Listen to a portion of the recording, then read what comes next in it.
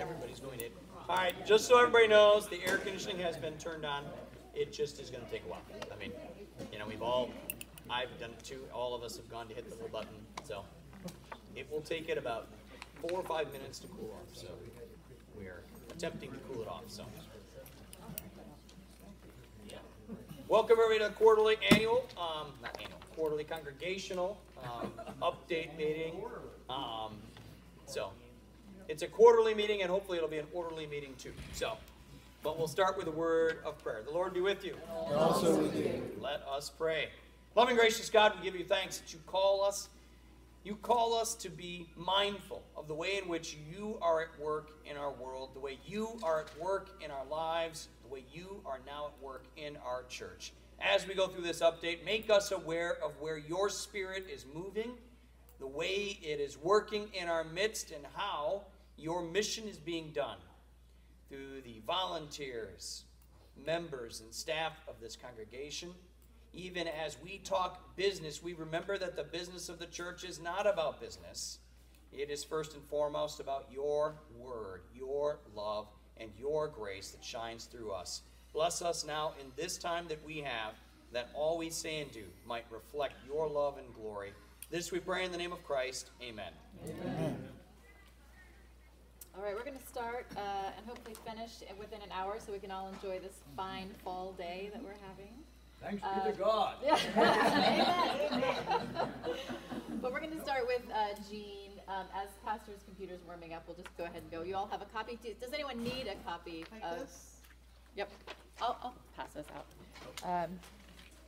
Jean, if you want to just start. I'll bring it back to you. Okay, remember what I had on here? What state am I in? Oh, there we are. Oh. You're right up the top. Yeah. Okay. We'll get it. Yeah. What we're doing, a lot of us are trying to do with this congregational update, you know, we're closing on the end of the fiscal year. The annual meetings come up in January. So we're trying to finish up some of our projects that we've been working on in future directions and getting ready for the annual meeting. We're finishing up the bylaws revisions. We've been working on those for about almost 2 years, about 1.5 years actually. And so we have those in 3 pieces. The last piece will be going to council next week. But I just wanted you all to know that before the annual meeting, once all the materials get out, we will be having some informational meetings to kind of highlight what the bylaws changes are all about, so you don't have to get down into the red line changes of every word. So look forward to having some informational sessions probably in early January. And then the other big project we've been working on is, of course, the preschool youth center refurbishment project. We had, of course, the congregational meeting a couple of weeks ago.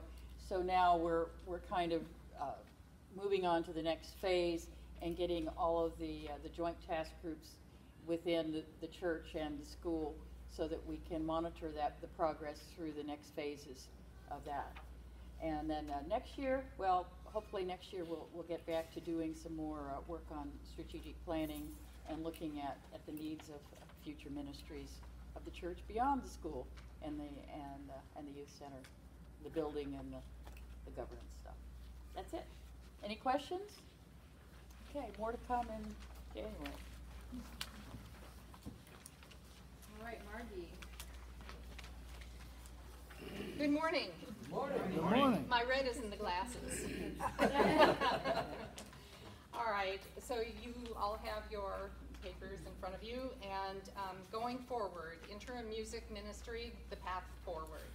So as you all know, Ginny Kim is our interim music director, and the man that is directing the bell choir is Mr. Rick Smith. And the reason, and he also is a music director at St. Thomas Episcopal Church. So on Sundays, I get the privilege of being able to direct them as he's directing his music. But he's an accomplished musician and certainly has done a great job of getting the bell choir up and running and continuing. So he's doing a great job, as Ginny is with the Vesper Choir, the music, and the children's groups. So what is our next step then? So after Christmas, now is not the time to start a study with everything going on for the Advent season coming forward. So after Christmas, we will start a focus group and to start being able to define how do we want to have music and ministry and worship here. And there are different items here that you can read. But if anybody knows of anybody that would like to start singing with us, please come forward on Wednesday night. We would love to have your voices join us. The next slide is called Restarting of an Early 8:15 Worship Service. And this came as a request from council. The case is there. You can see the history of what happened and as far as not having the 8:15 service, and then the details of if this is a recommendation going forward, to start an early 8:15 worship service. The details are included on the third slide down. And this has come about because of discussion that we have had on worship and ministry and some of the requests that we've received from congregational ministers, congregants. So as it says, Holy Communion will be served every week. The style is going to be very similar. There won't be music. It will be a very quiet, kind of more of a meditative type of service. It will be in the sanctuary. Communion will be served, but there are no additional volunteers that will be needed for it. So on the next page, page 3, your top slide says impacts. And we've discussed this at length. How is this going to impact us? Well, first of all, Sunday school and adult ed will take place as normal. That is not going to change. The worship warm-ups can start after the service. We normally start at 9 a.m., so that will remain the same. There might be a little bit of change with the altar guild, as the first service will utilize communion by intinction. Hopefully, we may see an increase in participation for events and classes between the two services, but there should be no need for changes to the coffee team, as coffee was already being available before Sunday school. So there is minimal impact as far as the amount of volunteers needed and the changes that are coming forth. Now, some people have said, well, we can't be all things to all people, and that's true, we can't. However, if as I sit at the altar and I look above, it says worship, grow, and share. So how do we worship? How can we provide different styles of worship for people that would like to have a different style? Some would prefer to have a quiet service. Some prefer to have music. Music is important. Music is given, but not everybody likes the same music. So we try to, give as much information. We try to provide many different styles of music in our worship. And then share, and it's sharing the love of Christ. And we are God's people here, and this is God's house. So how do we share that? And we share it as best we can. We share it with love and with understanding and respect for one another, and listening to the needs and the desires and the wants of those of us that are here. So going forward then, the next slide, second one down, says holiday and special worship dates. So keep this in mind. This always comes through in a blast, and it is provided in our bulletin as well. So that is all I have in particular. Does anybody have any questions? Ooh, Rudy. Does the Wednesday, this envision that we're going to stop the Wednesday evening service? No. That'll keep going? Nope, that will remain the same. Yes, sir. Oh, okay, George. Well, the question was, has any kind of survey been done to determine about how many people will be attending the early service? We haven't done a survey. We have put out information to the worship and ministry team and asked for their input, and that has been, this isn't cast in stone yet. This is the beginning of a discussion. Yeah. Okay. Is there any thought to moving the 9:30 back to 10 to accommodate the people who couldn't attend the 9:30? We have not, Can't hear that. the question was, has any thought been given to move the 9:30 service a little bit later to accommodate those? That has not really been discussed yet. I'm sure that it will come up in discussion. Mind you, this is not cast in stone yet. This is merely a recommendation and an introduction to what might be going on. Yes. What would you like from people to, do you want input from folks? Do you, would you Sure. want to send it to- Absolutely. Yeah. Dave would like to know if we would like input. Yes, we would like input. So you can address it to Pastor or myself, and we'll try to answer questions. Isn't there a worship Yeah, we at my have LCC? a music at my LCC handle, correct? Yeah, let's not use that, because that's Ginny's personal. Let's not barrage Ginny Let's with just- this. Yeah. Council's it's a Yeah. fine place. Yeah. All the council members, Right. pastor receives that email. Right. It's- Yeah. Right, so we can look at that and, What is the worship style that you're contemplating for the early worship? the worship style would be a short, a communion service. Pardon? A communion service. Yeah. And it most likely would end up being, a more traditional style.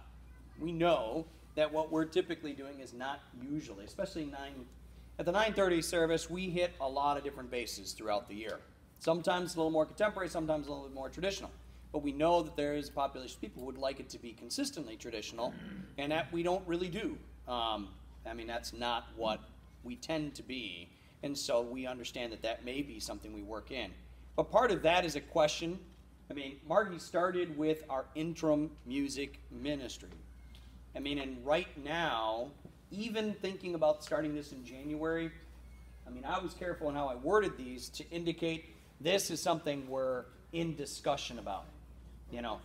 It was proposed, this proposal goes back more than a year ago when we saw the need. We could tell a year ago that we really probably needed to bring this back. Why? Because we went down 25% in worship attendance when we went to one service.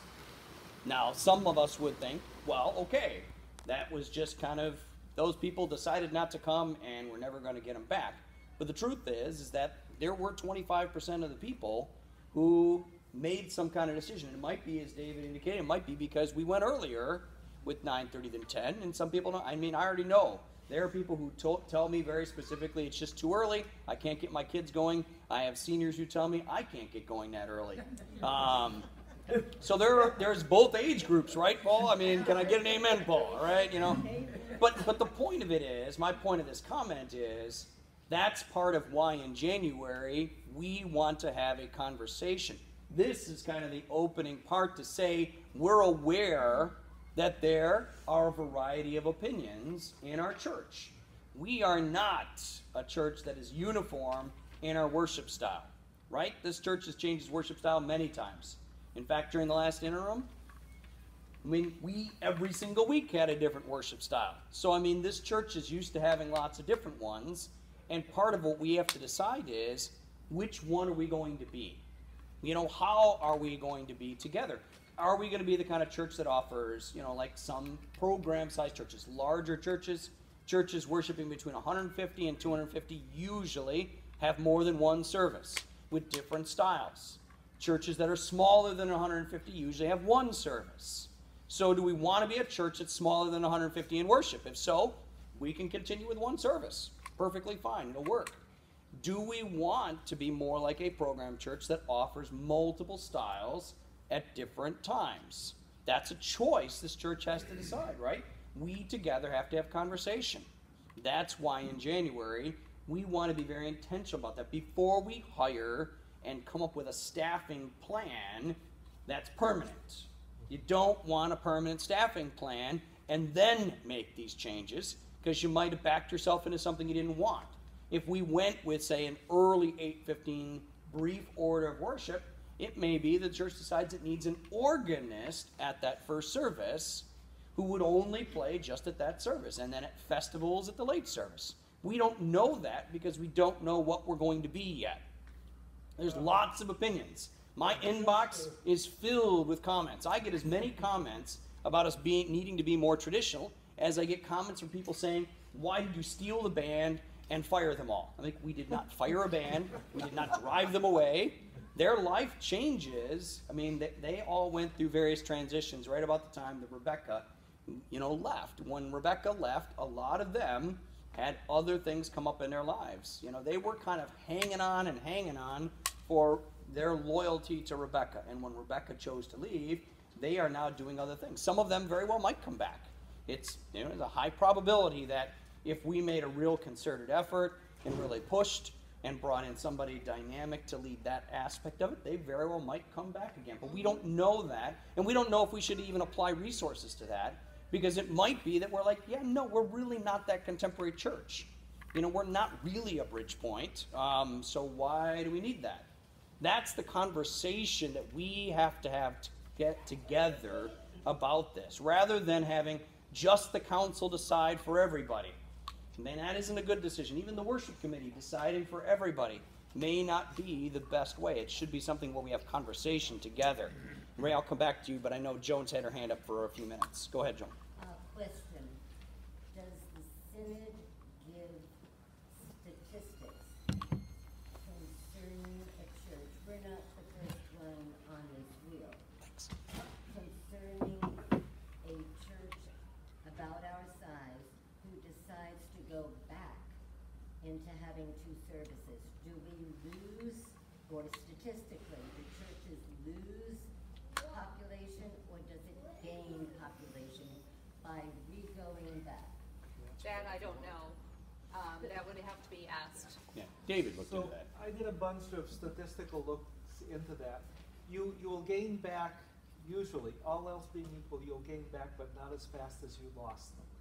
So it'll take a while to build it back up, because when you took that one away, you decided to get rid of 25% of your attendees. So it won't come back quite as fast. Mm-hmm. Yes, George? What kind of numbers would you expect to have to justify it? 50, 20, 30, 40 people? 10. 2 or 3. It doesn't matter. 5.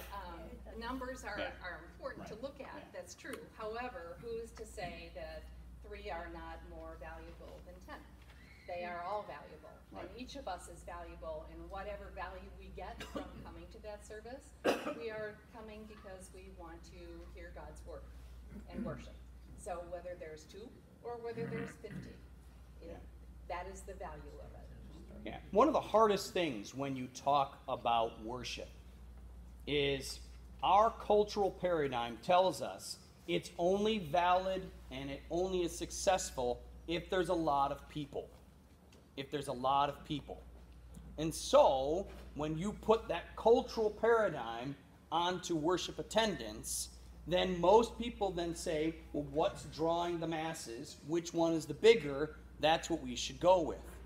That is not biblical. That is not traditional in terms of what,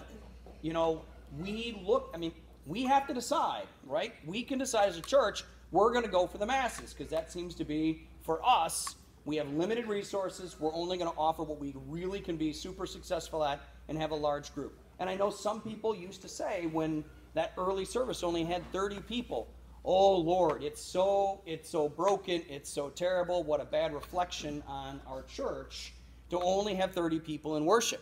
Well, I can tell you right now, if we added 30 people to the 150 that we just had, would you not be happy?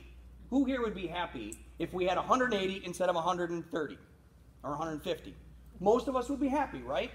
Now we can look back and say, wow, was that a good decision? Was that a bad decision?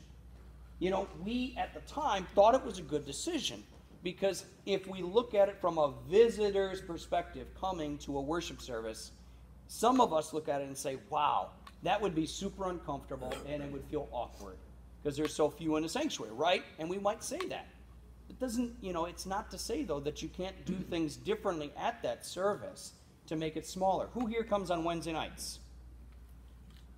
In Wednesday nights, where do we sit? The front. We all sit together in the front. When we're all there, people feel good. You can hear each other sing, and it has a sense of community. It has a sense of closeness and intimacy. It has a sense of meditativeness and quietness and calmness. There are people who come on Wednesday, irregardless of how many people are there, simply because they're there in the middle of their week to check in. Some people come, believe it or not, this may sound crazy, some people come twice a week. I know, it's crazy, it seems very strange, but they value that service for what it is, which is a chance to worship and check in. And I would contend that on Sunday morning, the people who would come to an early service, most of them didn't really care if it was a big service, if it was a small service. What they wanted was a service that was quiet, it was early, it was meditative, it was reverent, and usually it was more traditional. And I think we have to really wrestle as a congregation with, can we as a congregation feel good about offering two different worship styles on Sunday morning, even if it means making a few sacrifices in order to offer it. We may decide at the end of the day that's not worth it.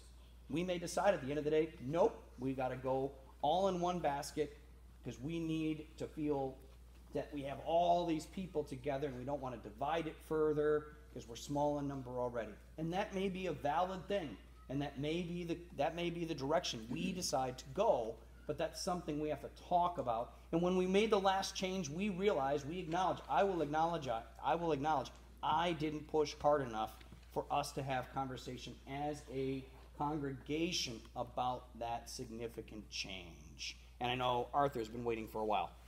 Well, that's really what I want to say is, Carol and I joined this congregation because of the early service. I was here in 2014 with 38 to 40 other people at 8 o'clock when the council stopped the worship service. I felt very abandoned. I still feel very abandoned. There was no conversation with the people that came at 8 o'clock to say, would you like to continue this worship service or not? It was by fiat, done all at 9:30. Okay, you not only lost people coming to worship, but you also lost stewardship dollars. You lost stewardship dollars. Yeah, we did. Okay. Yep. The other thing is, I would hope that if you start even small with just a homily and communion, with just 3 people, Ray, me, and the pastor. Okay? 4. Okay. 4 of us. Okay. You could then have the flexibility to build into something, as Ray would like. He would like an organist. God bless his soul. He'd like an organist that plays the pedals. Yeah, okay, but you didn't get back with me. That's what I wanted to say. I know. I want an organist in the early service, and I want actually that they play Lutheran hymns. Yes. And you know. But I'm willing to wait 5 years with just 4 of us or 5 of us gathering at 8 o'clock. Because I think that gives more people the opportunity to say, okay, silence is important before the worship service. Meditation and prayer are very important before the worship service. It's difficult to sit in the pews with people on their cell phones, drinking coffee out of cups, and chatting. I'm sorry. That's what I like about the 8 o'clock service. If there's only 4 of us there, hallelujah, I will be here every Sunday. There are many churches that do have that, and I've been a part of that over my lifetime of variety of congregations, and some have just what they call a morning prayer service, which is lovely. It's kind of like an evensong, like in the end of the day, so it's a morning prayer. Some have. So we just have to, we have to work through this, is where we are. It's a conversation. Sherry didn't get a chance. Sherry. Well, we had attended that service as well, and I think that will be a very loyal group. It might grow slowly, but that group will always be there. Attendance was steady at that service. It never fluctuated. It was a standard, I don't know. Yep. Well, this is all going to be open for discussion, and watch it materialize one way. You know, we'll take everybody's opinions into consideration. And I just want to add that if we advertise our current worship service through different mediums. Right. And if we have more than one service, we're going to have to advertise. We are. So we may not just be speaking to the choir service. Right. We're going to get visitors and new guests. Right. So we have to have a reasonable support network to put this on. You have to have ushers, and there's nothing wrong with it. What we just need to do it right, because Right. the audience hopefully will expand beyond the current Correct. members. Right. So those are all considerations that we have to bring forward, and we will work with that. Yep. Okay, so in the end, thank you for your comments, and I was just saying that if you get the early one, which is wonderful, maybe move the other one that we have, instead of 9 o'clock, move it back so we can have Sunday school in between or adult classes in between and have time enough for all that. To go back to getting some adult classes really going on in between services. and that's something that we'll have to look at, and I thank you for that observation and input. Thank you. That's important. Yep. Joan? Yeah, just another question. If you think that starting the first service is going to have as few as 5, have you considered starting this program in the chapel? Yeah. Well, yeah. I mean, so all right. Let me go all the way back to the beginning. So if I go all the way back to the beginning, the first slide was interim music ministry. We are in an interim phase, and that means talking about everything related to our worship and our music. I mean, honestly, this is very much something that we want your input, and today we can't take everybody's questions and input. It really is a point of saying there's many questions related to this. There's many factors related to it. So it's a matter of us really being open to asking questions, but more importantly, it's important to listening to both one another, but also listening to God. This is not necessarily just about my preferences. This is not just about your preferences. This is about what's best and what seems to be most in keeping with God's will and God's desire for this church. Because worship can quickly devolve just into, well, I want, it's very I-centered. I say, I want this and I want that, and what will be effective is with, it looks like what I believe would be good. And it's more for us to say collaboratively together, we really have to talk, because it may be that our identity really is right now a church of just one service. And then we have to have a whole different set of conversations, which we, of course, don't have time for now, because we have to talk about the other aspects of our ministry besides interim music ministry. So I just want to point out that there's no organ in the chapel. You're right. You're absolutely right. I will get you some recorded organ music, Ray. I will find masters of the organ. So you Yes, want Dave. us to get you all kinds of comments between now and the end of the year, and after the new year, you'll have opportunities for us to get together and really go Correct. it over. Okay. Yep, then we can collaborate them. I think we still have a registration or license, whatever, for Survey Monkey. Yes. Couldn't we use that to get a wider variety of opinions from the Yes. congregation? Right. And then, it's not that I feel it, I think we should do this. The consensus is that maybe we should do this, or, that consensus is Right. not always good, but at least it's a good guide. No, of course. Thank you, yes, Excellent. absolutely. We would like to certainly do something like that. I would just like to suggest that as we develop this and as we move through it, please let's have a series of prayers or prayer time. Good, oh, you got it. I can't read it from here, so. No, go ahead, Judith, yes. No, I'm I telling just you, wanna- I I'm getting just wanna Joellen to come up here. Say that in everything about this church, whatever decisions, they should be prayerfully thought through. Yes, I mean, this is God we're talking about. yes. So, anyway, that was my little. And think of that song that we sang today, "Thy word is a lamp unto my feet." Exactly. All right. I'm Joellen Nilsson. Yay, Nelson.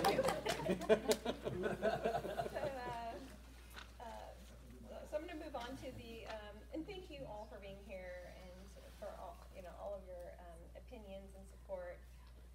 And thank you for everybody who voted and donated for the pumpkins. They were adorable. Okay, this is kind of really small print. Basically we've had a lot of successes over the last couple months. Our youth have been, Kristen, leading our youth, has been very, very busy. So we had a youth group walk-in here at LCC with some other churches. It was very, very successful. definitely something we want to continue to do again. It's really a neat thing when our youth can connect with other youth from other congregations. It's always spectacular. The 3rd through 5th grade, we've started a new elementary youth group because there's a lot of interest. We have a large group of students who are interested in that, so we're going to be doing that, I believe, bi-monthly. So we also recently had the Rock the Universe. You guys can read through this, but let me know if you have any questions. But we had the confirmation retreat. We had 11 students participate in that. I think we have a total of 13 confirmation students. We continue to have pretty much a sold-out parents and kids night out on a monthly basis. So that's going very well and going smoothly. Tina Welch has started the Sip and Swing out here on the playground for families with young children to get together and have fellowship and support network. That's been going very well. We have the Wednesday we had the intergenerational fall celebration, and for everybody who was here, I understand it was fabulous event, intergenerational event. I had to miss it, but. And the youth group continues to meet on a weekly basis. And coming up through the year end, we have the youth group continuing to meet in the youth center, the 3rd through 5th grade elementary youth group. We have the Trailblazers retreat at Luther Springs in November, and we have 12 youth that are signed up to go. If anybody would like to volunteer, we still need an adult chaperone for that trip. We do have the 13, as I mentioned, youth in the confirmation program. The high school retreat is coming up next weekend, November 2nd through the 4th. The Parents Kids Night Out, the next one is November 17th. The middle and high school youth event, December 8th. There's a Christmas party December 16th, and then we have the traditional Christmas caroling and chili cook-off. If any of you have not attended that event, it is one of my favorite events here at LCC. It's so much fun. And we have the December 9th gift wrapping service. So plan on bringing your gifts in for the youth to wrap, and then they'll ask for donations, which is not necessary, but always appreciated. So, does anybody have any questions? Joellen, it's not a question, but it's a comment. One, we have just passed Kristen Hitchcock's 1-year anniversary with us. She started roughly October 1st of last year. And if we see, we have 3 youth groups now, where before she was here, we kind of had 1. And that we have one not only for high school, which didn't exist, we've got middle school, and now going into the younger kids, the 3rd through 5th grades. And all of the retreats and seeing the families really bringing their kids here for that, to me, is exciting.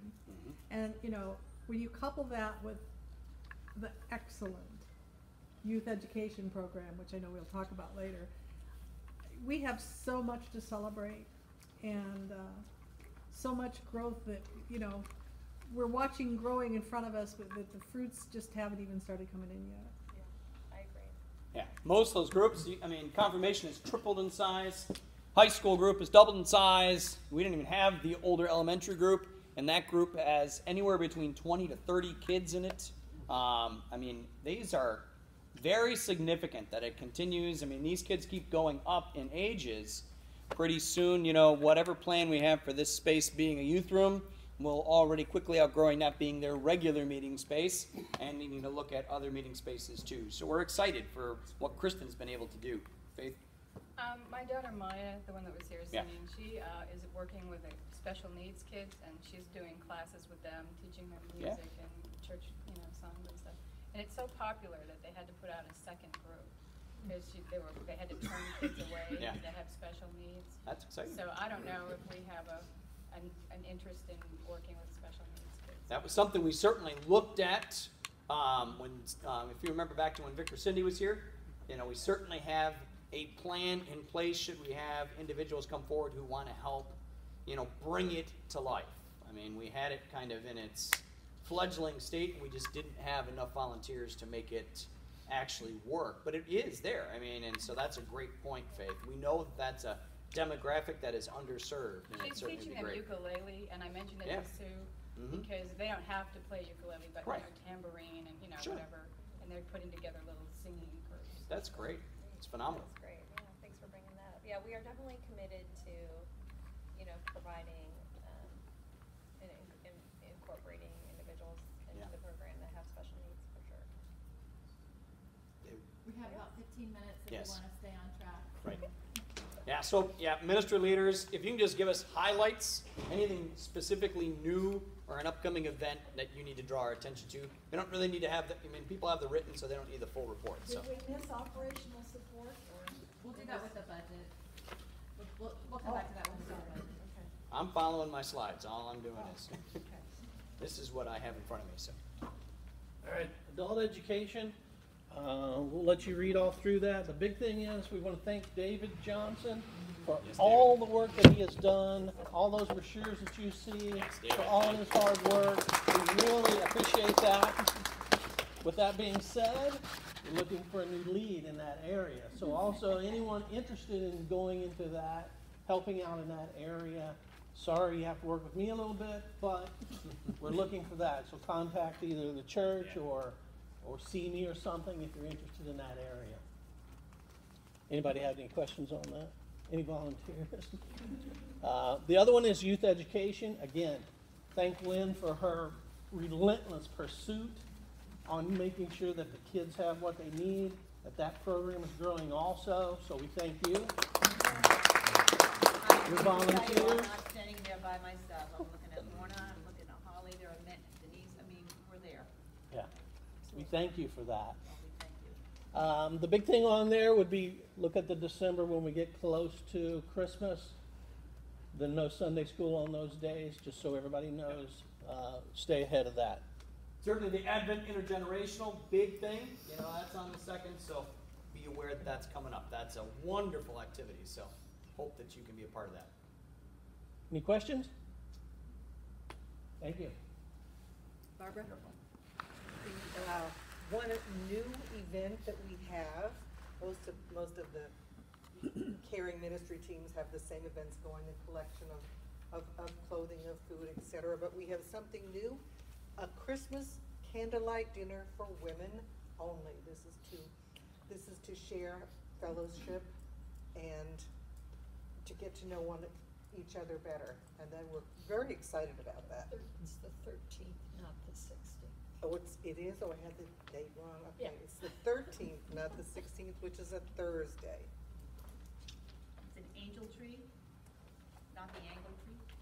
Well, the angel tree is something we do every year, but this was just specifically a new event. Oh, and also the formation of a care callers ministry, which will, in which we'll have a team of volunteers to just get on the phone, and they can do this at home, and we will get in touch from A to Z, every single member, hi, how are you, and if there's anything we can do for them, anything new in their lives, any help we can offer, just to promote fellowship and keep us all together. I have something to add to that. Beacon House is run through the We Help program, St. Pete Free Clinic. They're transitioning to more of a family promise model where they are now housing a small number of homeless men. They bought a former motel, and they have them housed in this motel, about 10 men. And so that program has dramatically changed from feeding hundreds of people a day to really just focusing on a few people and housing them and getting them, transitioning them to employment into long-term housing. As such, we have a recommendation from Beacon House to help a program called Turning Point. Turning Point Ministries is a substance abuse ministry, but it is one that they have a need to feed many people every day.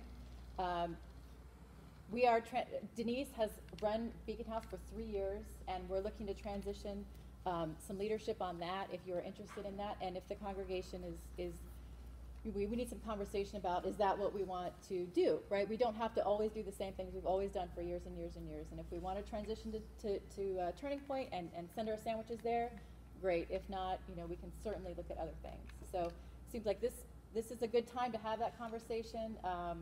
We have one event that we just canceled simply because the logistics, we hadn't worked out yet how, what sandwiches are going to go where and the contacts for that. But just know that that's a change, and that might be something that we do different next year.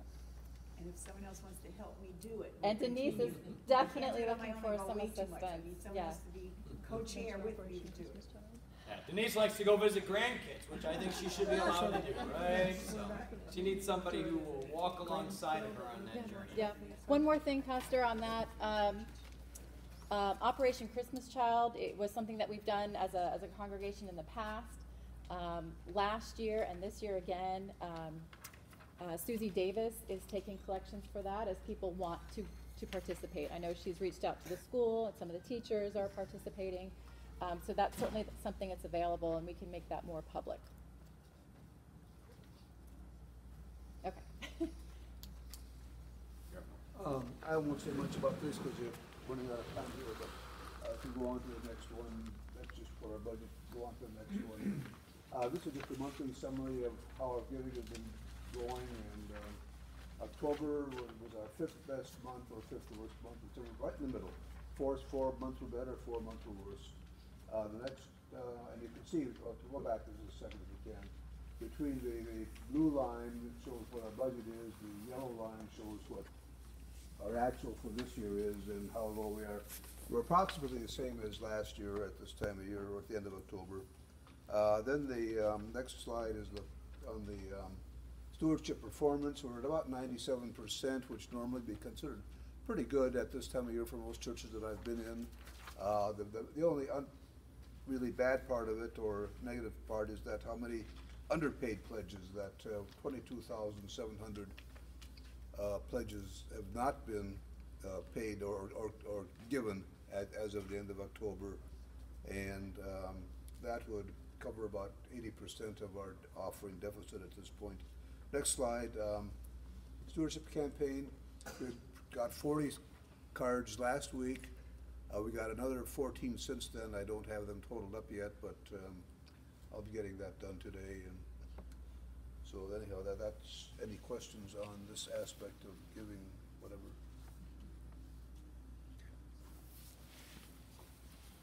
Oh, Rich had a question. Yeah, we're talking about amount of dollars that come in.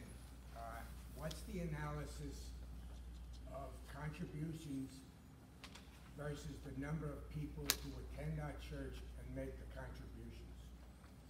I have not run such a comparison. I think David has at one time or another, but with so many people giving electronically these days, it's you know, when I count on a Sunday, we'll maybe have a deposit of $3,000, but when Paula enters in all the electronic giving, we might have received 6,000 that week. So it's kind of a So the closest correlation number that you can get with contribution is weekly attendance. And weekly attendance, amount given per attendee seems to be the best index if you're looking for something. The amount per attendee has been going up in pace with inflation, which has been good. It keeps rising. It correlates tightly with attendance. So if you're interested in how do you get more money in, you get more people in the door and you get more money. That's not what church is about, but you know, that's an interesting statistic. The encouraging thing again is that the giving per attendee continues to rise with inflation. So people are giving more in dollar terms. But I was curious about the number of, if it's dollars per attendee is going up, what are times the number of attendees equals income to the church? And I'm looking at it, I admit, very pragmatically, maybe not as whole. Rich, I have a spreadsheet on that I'll be happy to share with you or anybody else. I thought you might share it with all of us. Yeah, but I didn't bring it today, so I can't stick it up there. But anybody that would like that spreadsheet, contact me and I'm happy to send it on. And it will also be posted on Dropbox for people to go and see. I mean, to that point of digital giving versus, in the plate giving, Sunday morning giving, one of the realities churches, not just our church, every church faces is that the frequency of worship attendance of someone who considers themselves a member, someone who considers themselves even an active member, the average person attends once to maybe twice a month. That's the average. Because of that, getting more people to give digitally is the number one way to increase it. I have to urge you to understand, worship attendance alone is a false indicator. Because frequency of worship attendance does not necessarily indicate a lack of membership. It is a cultural trend that we're seeing. In another 20 years, worship attendance in most churches will bottom out. It will, because the next generation does not see the purpose in coming on a regular basis. We have to find a way to get people to make commitments, and two, to get them then to make those commitments digitally. That is really where the biggest difference is going to happen. I mean, we can bring in new members, and that is valid, and that certainly will help the bottom line.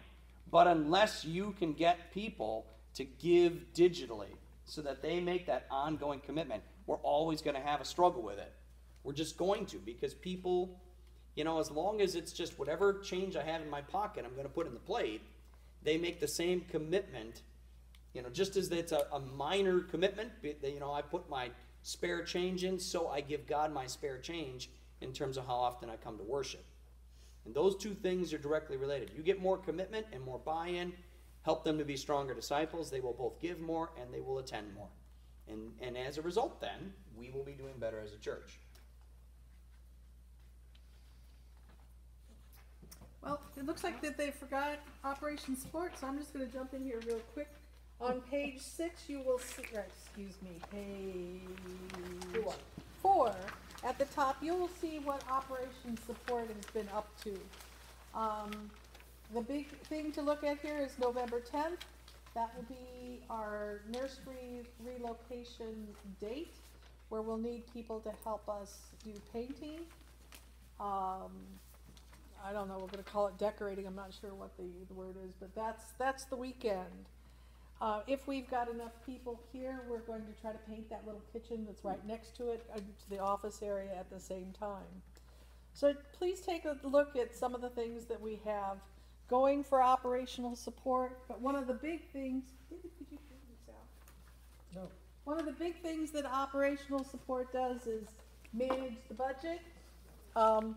We're sending the income statement and balance sheet around through September.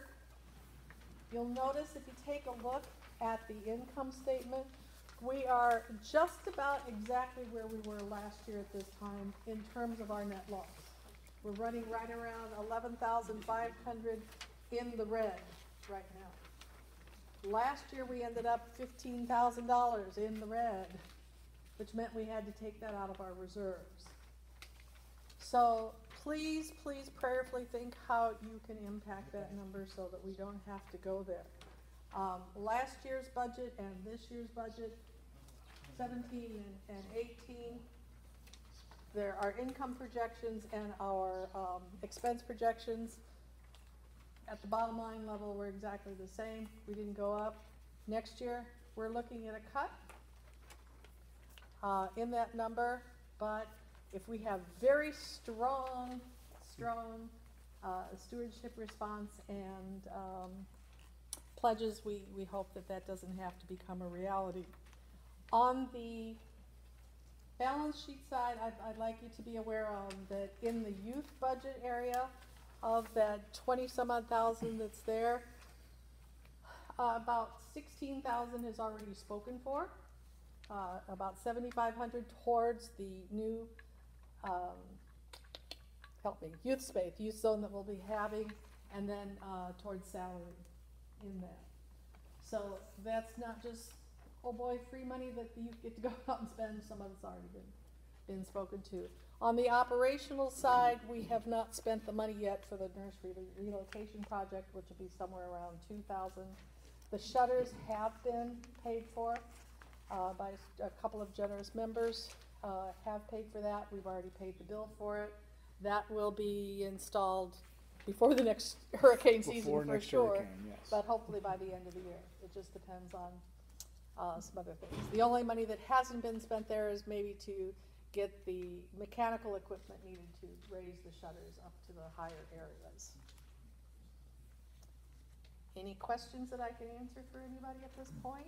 The only other one that I want to point out on that operational is if you have a Wi-Fi, say you have on your phone or your tablet or some other device, a password to one of our networks in the church. We try, in the sanctuary especially, to use that Wi-Fi to drive, because we can't get a hard line to the computer in there. And so a lot of what we're doing in the sanctuary is Wi-Fi dependent. You need to know that those, because so many people have those passwords, and your phone, whether you realize it or not, if you have a password saved, it will automatically connect to the network. We had given out that password in the sanctuary to so many people that as a result, the system would regularly crash. And so we had some experiences where we couldn't, there was, our congregational special meeting we had, some other things. There's no recording of that. Yeah, so things like that, it caused the system to crash. So because of that, we are locking down passwords. It's not that we don't like you. It's not that we're trying to limit your ability to communicate. It's simply to say, to function, we have to be able to lock those down. And so a sanctuary especially, it's only going to be a limited number of people that will have the Wi-Fi. In this room, we have it wide open. So anytime you're in here, it's not going to matter. We have them posted. It's not up right now. Actually, it is. That little blue sheet over there. This room will always be open. We're exploring having a new hub in the office that will be just guests. But the old hub had both guests and staff on the same hub, but we could segregate it out, but it still was just one hub, so it would crash, and it crashed often. So we're trying to do our best with that, and part of it is working with Spectrum and getting us into the 21st century when it comes to the speed and everything else. Our speed at home is about 10 times faster than the church's, and we're at the base level, so the church is like in the basement level. So please understand and bear with us in these weeks ahead as we go through these transitions. If you find that you need a password, just go to the office and talk to Marcia. Marcia is the keeper of passwords. And to that, just going back to the nursery relocation project, there will be a screen in the nursery and there will be Wi-Fi available in the nursery for the nursery so that anyone who is working there or have their children there can hopefully participate in whatever's going on. The service will be streaming via our Facebook Live thing. We'll have that going in the nursery so they can still participate. Anything on the directory update? Oh, directory. Directory update. So right now, the directory software has not been chosen. Our criteria is that it must be an online directory, but it also must be printable, so that if you wanted a printed copy of it, you could do that. Our office angels right now are calling everybody who did not do an update on the hard copies that were out here the last few weeks to make sure that their information has not changed. It's also a way to check in with those people just to say hi and see how they're doing and asking if there's any specific needs, particularly those that we haven't seen in a while. The directory selection will be probably at our next communication meeting here in November, which means that we'll probably start in January trying to get the directory up and running. How this is going to work is we're not going to bring a professional photographer in here. We are not, to take your picture, have you buy a bunch of pictures, and then get a free directory. Instead, you will be able to upload your family picture of whatever you want. We'll publish a few guidelines as to what makes a good picture. Please don't send us or put one up of your dog instead of yourself, because people want to know what you look like when you're here and put a name to it. But if you are not the computer literate one that can do that, there will be the ability to give your pictures to the office, and then our communication team will scan those in and update your information for you. We're also thinking of having an option after a Sunday church, come to the back or come to a specific room. We'll take the picture for you. Right. And put it up. And we won't charge you. And we won't charge you. Could you not use the pictures from the previous directory? We could, I mean, for Well, we some don't people own with them. young We don't own families. them. We don't you know. own them. Oh, that's so true, we We cannot. don't own them, so no, we can't. Yeah, we can't, that's It's right, not our because they picture. were professionally taken and those are theoretically their copyrights, so we can't do that. This is kind of an unrelated question to that, it just kind of occurred to me. Whatever happened to the listening team thing that was going on a few months ago? I never saw. No, we didn't put that in the update because we don't have an update currently. Oh. So we know that the report that the team compiled is with the Synod. The Synod has spent a lot of weeks up in the Pensacola area doing some relief work up there. But the bishop tells Pastor and I that, you know, he personally wants to review it and talk with us. And as soon as we know something, we will let the congregation know. We just don't have an update right now. Yeah. Yeah, and part of it is we are caught in the midst of the transition in the Synod staff. You know, our new assistant to the bishop for this territory is Reverend Rob Carlson. He came and worshiped with us a few months back. But there's a big learning curve for him to kind of get on board, and he has been in Chicago more than he's been in Florida for all of his trainings he needs to go to, and he needs to sit down with the bishop to review that because they want to work with that listening document to help us, you know, go through and set priorities and goals that are going to help us work on some of the things that report generated as outcomes and feedback. So, you know, he's very committed to working on it, and is absolutely soon as he and the bishop are actually, he said it has been 6 weeks since he and the bishop have actually been in the Synod office at the same time. That was the last time they actually were in the office together. So it has been very difficult for them to do that. And some of it was just the delay of the team itself. And they have been apologetic about it. They yeah. understand that this is important for us, and they do want to spend some time with us and looking through it. And so, you know, the hurricane came, they're up there, you know. Yep. Yeah, they were all ready to do it, and then the hurricane came. So nothing we can do about that. So otherwise, the Lord be with you. And also with you. Let us pray. Loving, gracious Savior, we give you thanks. So today,